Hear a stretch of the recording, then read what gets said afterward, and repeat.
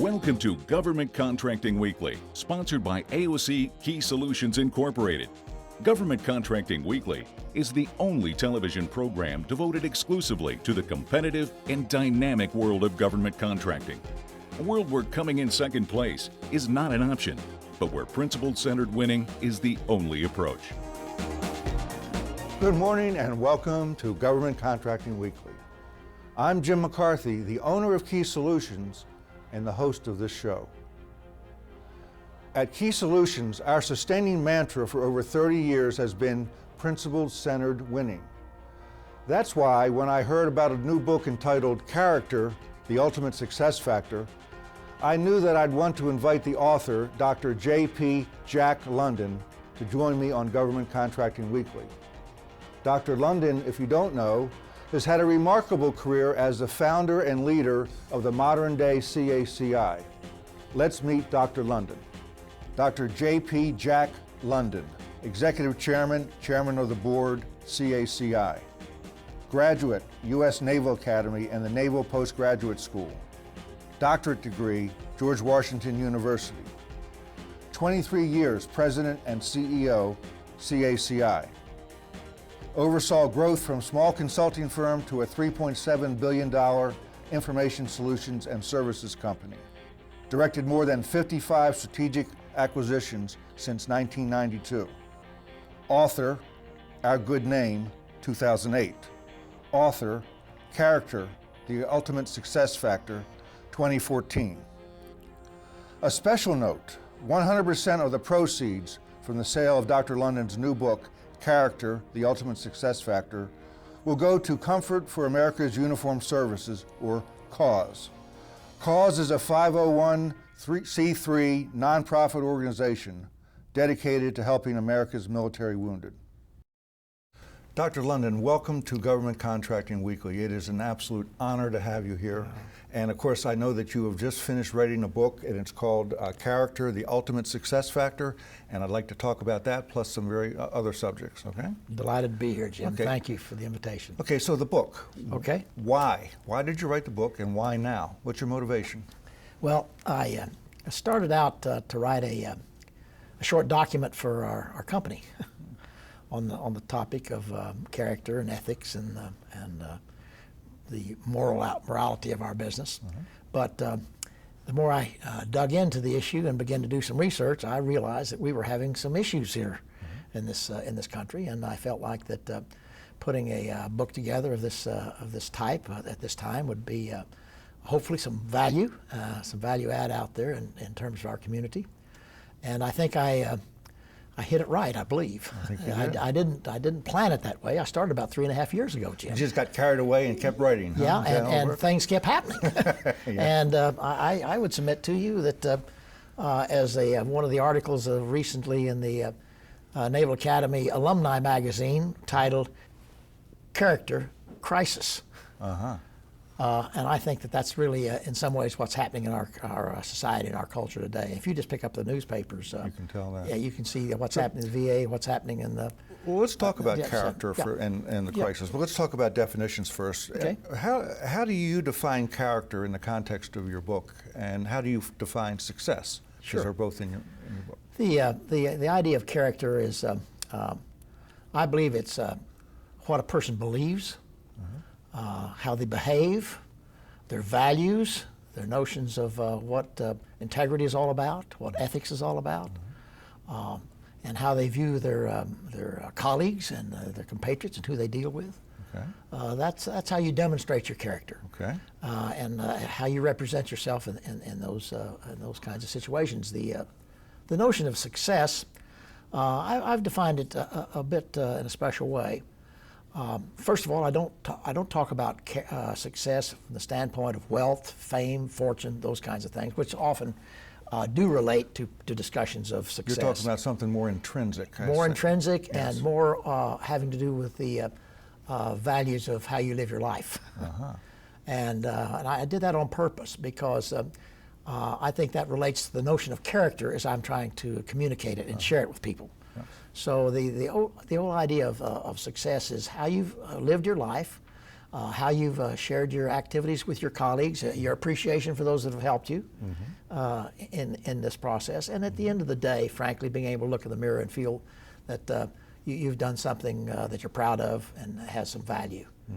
So it's that notion. So with that context then, Jack, let's talk about the crisis that you see, I guess it's in the world, certainly in the United States. What is that crisis? Talk about that. This one, Jim, is something I think we can observe in how it's manifesting itself in sort of the major events and some things that are happening. I'll just mention a few. Okay. Certainly the situation with General Motors today, as we speak, issues about their how they handle recall and the ignition switch issues and so forth. Certainly the Veterans Administration, Veterans Affairs issues are right in the center of what's happening, and I think those two situations do have character aspects to how they've gotten into those situations. There are a lot of other things that are happening around this planet. I'm not sure that the context of character necessarily pertains to them, relates to them, but how you behave, how we're responding as a society and culture. And I can go on and back for a few years, Enron, Bernie Madoff. There's all lots these are of examples of people that absolutely got off on the wrong track. I loved your book, okay, so I admit that. So, all right, I drank the Kool-Aid on that. But you write, and I quote here, who you are and what you become is up to you. If you don't like who you are or what you've become, it's your fault. What do you mean by that? What is that? Accountability. In fact, there's a message in that really is trying to encourage people to take accountability for themselves. And if they don't appreciate or like where they are, that take a look in the mirror and let's plan a course of action that changes things for ourselves. The value of that comment was substantiated by the people who've signed and endorsed my book. Norman Augustine, the former chairman, CEO. He wrote the foreword, right? He wrote the foreword on the book. Yeah. I think very qualified to address the topic of integrity and ethics and character. Roger Staubach, for example, and how he's comported his life with respect to another Naval Academy graduate, yes? By the way, yes, and a friend of mine. And then perhaps really of tremendous significance is the two former POWs, the Vietnam POWs that spent time in the Hanoi Hilton. Everett Alvarez, 8.5 years as a prisoner, commander of the United States Navy. Colonel Lee Ellis with the United States Air Force. Their endorsements of what this is all about, I think, speak for themselves. They know something about character. And I was delighted, obviously, to have them support my book. But in terms of how this fits in the society and culture, we've got some people here that certainly agree with what I've said. So you're not a lone wolf then, crying in the wilderness? I'd say far from it. Okay. I may be out pushing the limits in terms of trying to get people to acknowledge, recognize, and do something about it. But I'm certainly far from the only person now that sees these issues. Okay. Well, thank you, Jack. Yeah. We're gonna pause right now for a brief commercial, and when we come back, Jack, I'd like to talk to you a little bit more about your book and your philosophy, and we're going to get into it really good. Okay? I look forward. Thank you. So, did we win that government contract? We did. And?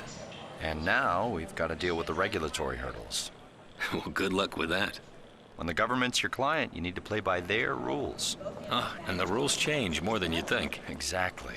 We need someone who's done this before. Plus, it's complicated, so we're going with BDO. BDO? People who know government contracting know BDO. AFCEA has been bringing government and industry together since 1946. By joining AFCEA, you'll reach the decision makers and become part of the discussion. You'll increase market visibility, gain market insight, receive discounts on AFCEA member services and events, and manage and engage corporate associates. AFCEA is the association of choice. Join today at www.afcea.org.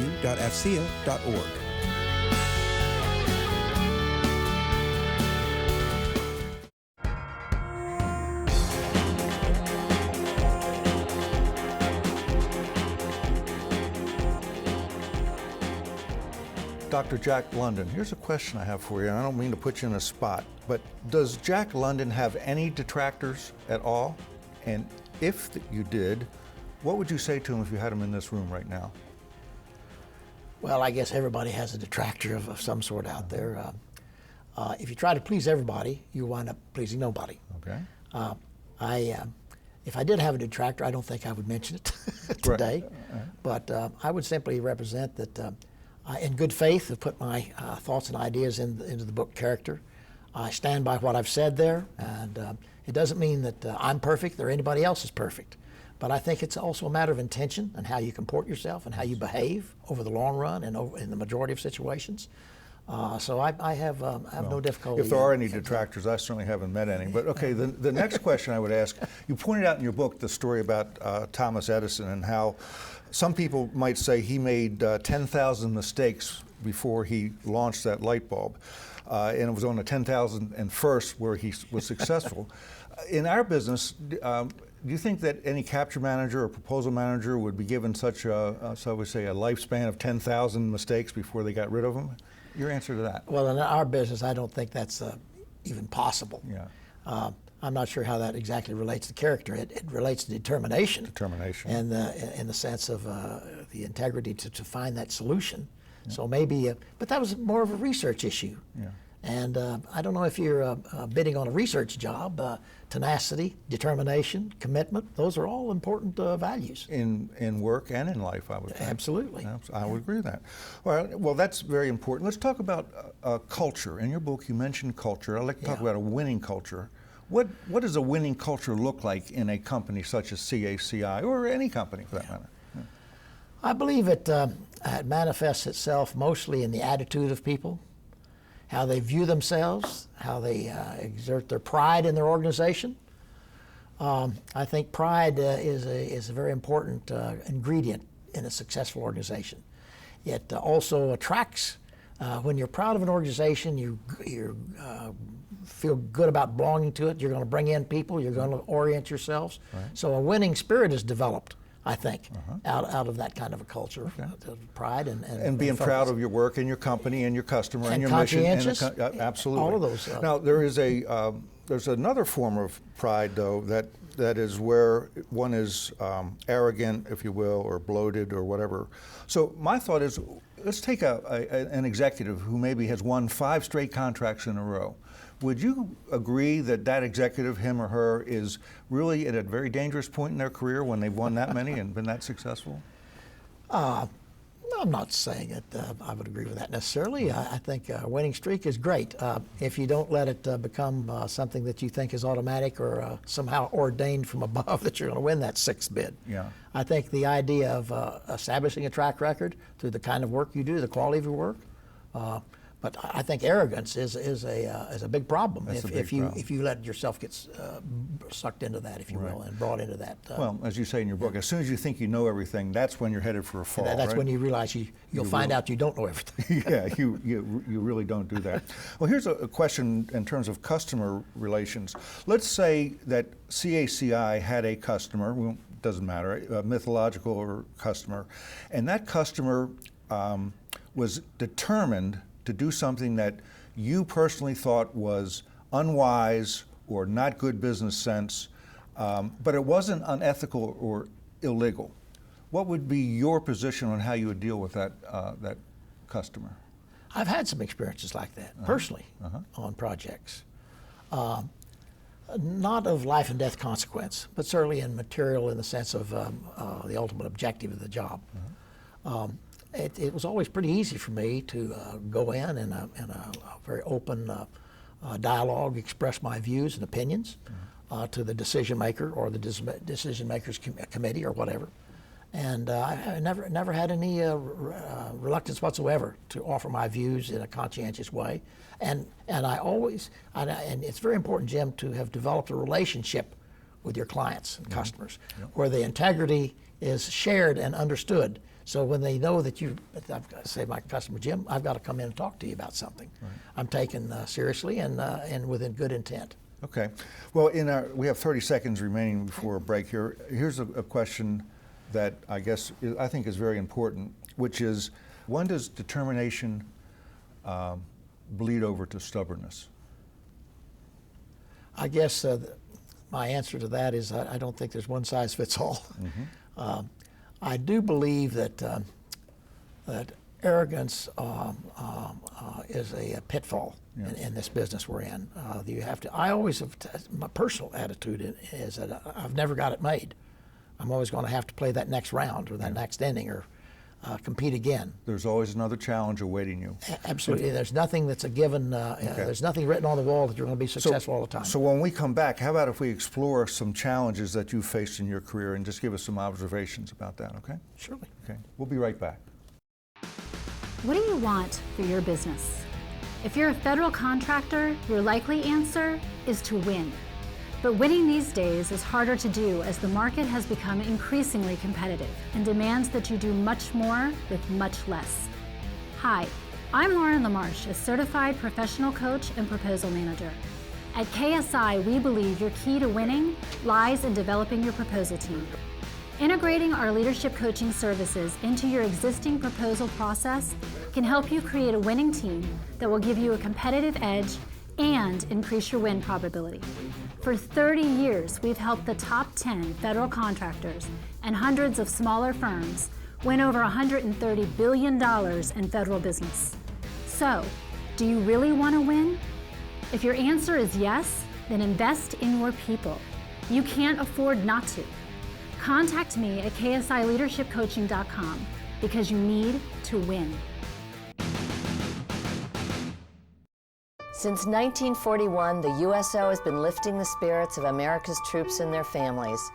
Members of our military continue to make sacrifices and defend our nation. That's why the USO of Metropolitan Washington, Baltimore is committed to serving them throughout their years of service.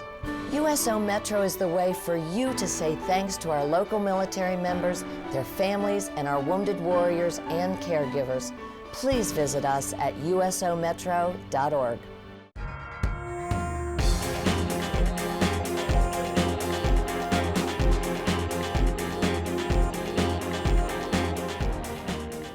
I'm here with Dr. Jack London.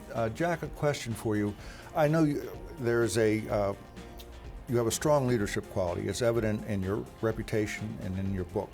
Even leaders, though, face tough challenges on occasions. What would you say is the number one challenge that you faced when you were running CACI? Well, that's a long period of time, 23 years, but there was a number of challenges. Perhaps the most dramatic, Jim, that the company faced and I faced was the situation surrounding Abu Ghraib prison in Iraq back in 2004 when there was some allegations about our participation as a support contractor there for the United States Army. The bottom line was that we stood up for ourselves, that there were no charges ever brought forward by the United States government, although there was 9 different investigations. Nine. Yeah. 8 or 9, depending on how you count them. So the United States government never came forward. We did develop a crisis management model out of it that served us well. We prepared a documentary-style book entitled Our Good Name to set the record straight in terms of CACI, and it's documented. I guess probably 700 footnotes in it that very carefully describe our view of all the situation. So what did Jack London learn from that experience? Standing up for yourself is extremely important, and you need to think in terms of doing the right thing. One of the role models we used was from the Tylenol situation with CEO Burke out in back in the early 80s with the poison situation. Yeah, you remember that situation. And the role model of Johnson & Johnson at that time was stand up and do the right thing. So that became our mantra, really. No matter what the consequences were going to be, we were going to do the right thing. We were going to fix the problems, report to the government, whatever's necessary. And we did so. And stick with the truth and let the chips fall. Absolutely. I got you. And it did prevail. Okay. So in your book, you also talk about something called character-driven success. In fact, you give 5 different elements of that. What I'd like to do is just kind of go through those elements real quick, and maybe you could explain or give your thoughts on each one of them. Yeah. Keystone of character is one of the 5. Keystone of character. It really is, in my opinion, how you frame yourself. Character is the keystone of how you comport yourself in your business, your social life, your family life, how you view yourself.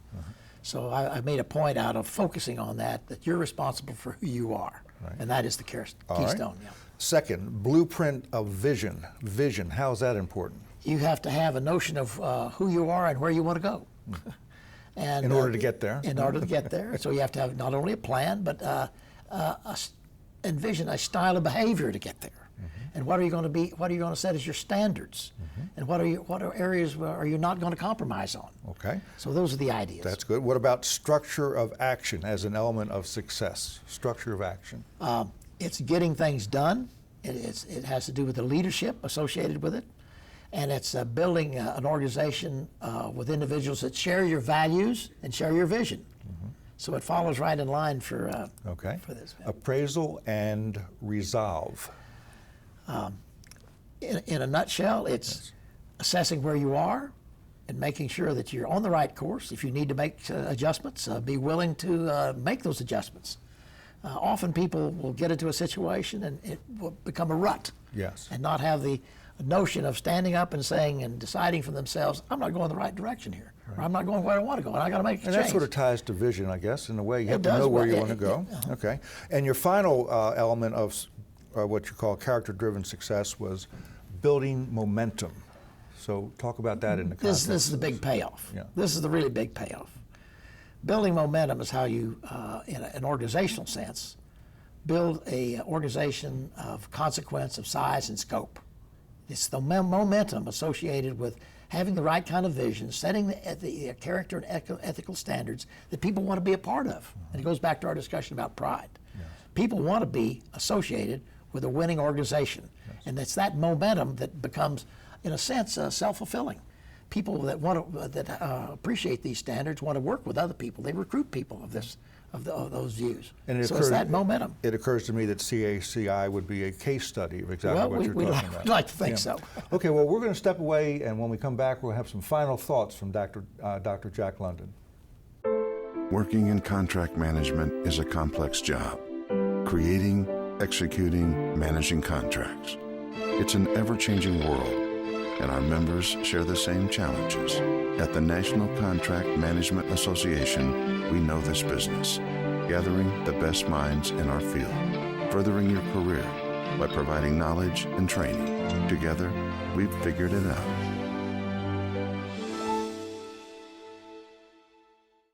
The Veteran Institute for Procurement was established to arm our vets to win in the federal marketplace. VIP is a comprehensive educational training program for veteran-owned businesses, and it's working as graduates add jobs and grow revenue. The program is funded entirely by the Montgomery County Chamber Community Foundation and is offered entirely at no cost to participants. To learn more, please visit our website at nationalvip.org.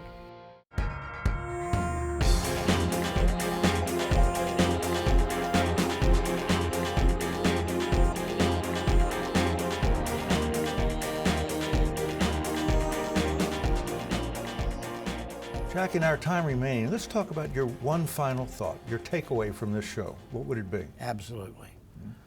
Good character, Jim, is a quality we can all own that no one can ever take from us. It's yours and yours to manifest yourself, to carry out your life's goals and ambitions. And in our society, we have right now, in my opinion, a crisis of character. And I'm asking everyone that may be hearing and understanding this to take on the issue of character as an important topic in their life and how they communicate it and share it with others. How does one develop character? It's a great thing to have, but how do you get it? Is it inborn, or do you get it? Do you learn it? Well, I think a lot of it has to do with how you're raised. Yeah. Certainly my case. But there's a world of role models, a world of mentors, and associating yourself with people that you recognize that know how to do the right thing and exhibit the characters and attributes that you feel like are worthy and that you'd like to be a part of. I got you. Well, listen, Dr. Jack London, I'd like to thank you very much for being on the show today. By the way, I read Dr. London's book. It's excellent. I certainly endorse it. And if you want to get a copy of his book, you can get it online at either Amazon.com or BarnesandNoble.com. So, sir, thank you for coming, and maybe we can do this again. My pleasure, my honor. Thank you, sir.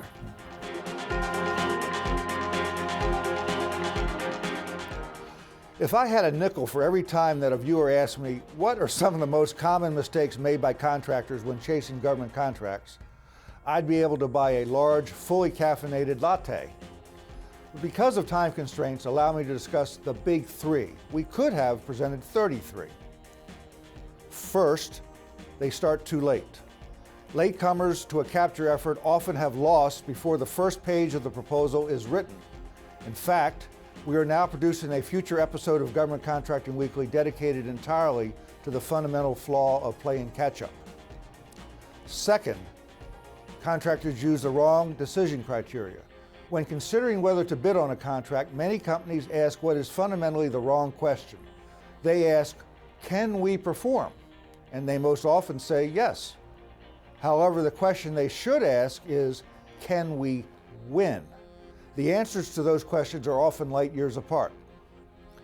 Third, they overcomplicate. Over time, companies begin to think that the more technically complex the proposal, the better. The truth is, an average proposal writer takes simple concepts and dresses them up to appear more complex, while the superior proposal writer takes complicated concepts and then simplifies them for readability and impact. So there you have our answers to the confounding question of the most common mistakes. Perhaps you have your own answers, and we would love to hear from you at governmentcontractingweekly.com. During this incredibly challenging era within the government contracting community, when uncertainty, the sequester, and a slowly recovering economy have put unprecedented pressures on business operations, it's refreshing to learn that maintaining a positive character is not only the right thing to do, but as Dr. London writes, it can also be the ultimate success factor. I want to thank Dr. London for joining me today and sharing his remarkable insights. But most importantly, I want to thank you, our viewers, for once again making Government Contracting Weekly a regular part of your learning regimen. Now, on behalf of all my colleagues at Key Solutions, I'm Jim McCarthy, and I'll see you next week.